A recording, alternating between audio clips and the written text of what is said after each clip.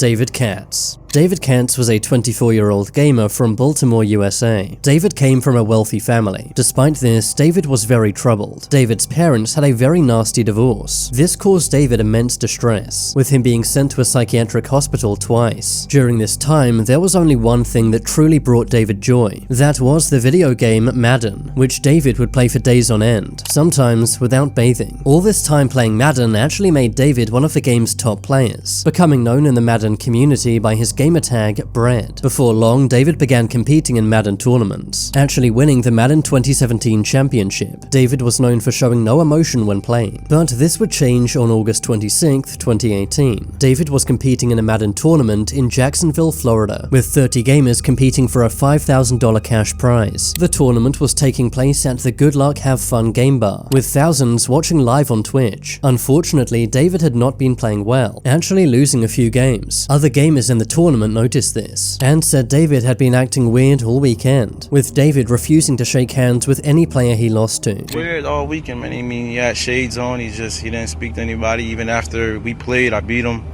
I went to shake his hand and tell him good game, and he just looked at me. He didn't say anything. The final straw came when David lost to another player named Bugs. This would knock David out of the tournament, and he did not take this well, having a massive outburst, refusing to shake Bugs' hand, and then storming out of the bar, with other gamers assuming David had stormed off and gone home. But really, David had a much more sinister plan. A few minutes later, David would return to the bar. In his hands were 2 pistols, one even equipped with a laser sight. David would fire 12 shots, with the first shot being caught live on Twitch. You can actually see the red dot from David's laser sight being pointed at a gamer named Elijah Clayton. The shots caused massive panic in the busy bar. People began flipping tables over to hide, while others dialed 911, prompting a police and SWAT team response. This resulted in a standoff for some time, until one more shot from inside the bar could be heard. That shot would be David taking himself out. Police and SWAT stormed the bar, finding Elijah Clayton and Taylor Robinson deceased, as well as David Katz himself. 11 other people were injured, one of whom had even been shot in the chest, but thankfully all 11 injured survived. The passing of Elijah and Taylor shook the Madden community, as they were both loved by gamers and their own families. But one question still remained: why did David do this? It's possible it was due to David's mental health issues, with many saying getting kicked out of the tournament might have caused him to crack, while others said David and Elijah had a big rivalry, which is why many believe David did this all because of a gaming beef he had with Elijah.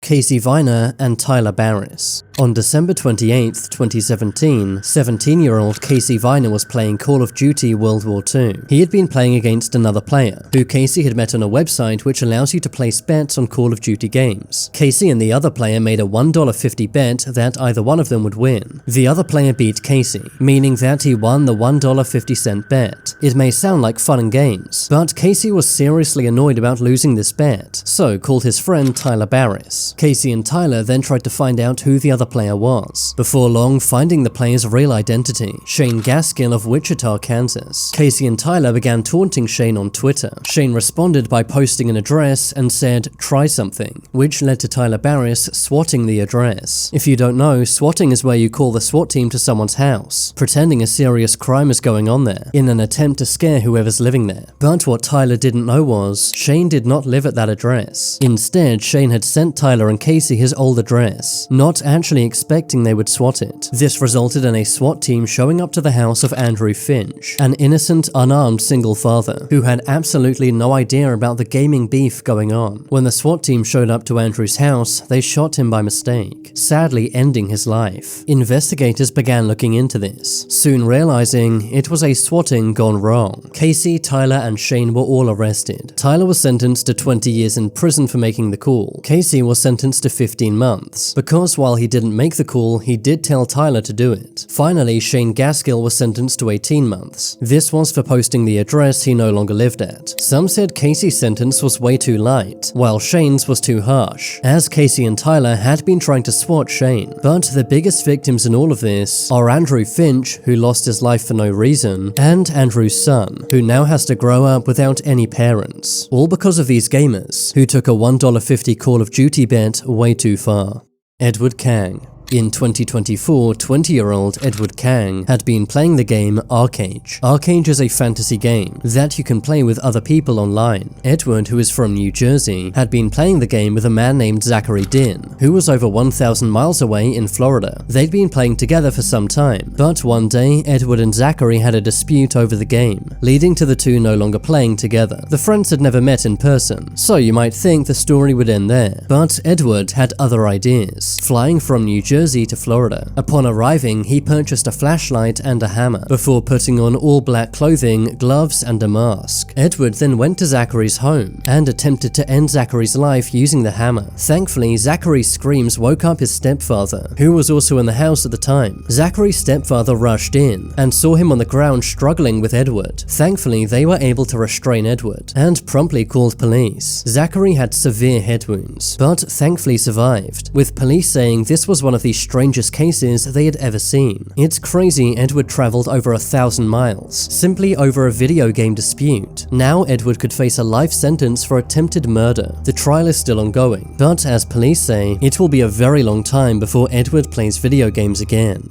Daniel Petrick. In 2007, Daniel Petrick was 16 years old. Like most 16-year-old boys, he was obsessed with Halo 3, which was the most popular game at the time. Friends and family described Daniel as a normal and happy teenager who had no psychological problems. But Daniel was said to be totally addicted to Halo 3, playing it for 7 or 8 hours every day. But there was a problem. Halo 3 was rated M for mature. Because Daniel was only 16, his father did not want him playing a mature game. So Daniel's father took his game away. This prompted Daniel to move into his friend's house, also he could play Halo 3. While living with his friend, Daniel would spend 18 hours per day playing Halo. Eventually, he moved back in with his parents, and secretly bought another copy of Halo 3. But when Daniel's dad discovered this, he confiscated the game yet again, locking it in his gun safe. 1 week later, on October 20th, 2007, Daniel found his father's keys to unlock the safe. Daniel opened the safe and took out his game, as well as his father's pistol. That evening, Daniel walked up behind his parents as they were sitting on the couch, saying, "Close your eyes, I have a surprise for you." Daniel then shot both his parents. Miraculously, Daniel's father Mark survived. However, Daniel's mother Susan was not so lucky, sadly losing her life. Daniel was soon arrested. In court, Daniel's eyes were red from crying. He said he misses his mother and had no idea why he did something so terrible. Surprisingly, Daniel's father asked the judge to be lenient during sentencing, meaning Daniel was only given 23 years behind bars, despite facing life without parole. Daniel is set to be released in 2032, but many say he should never be allowed out, as he tried to end both his parents' lives, all because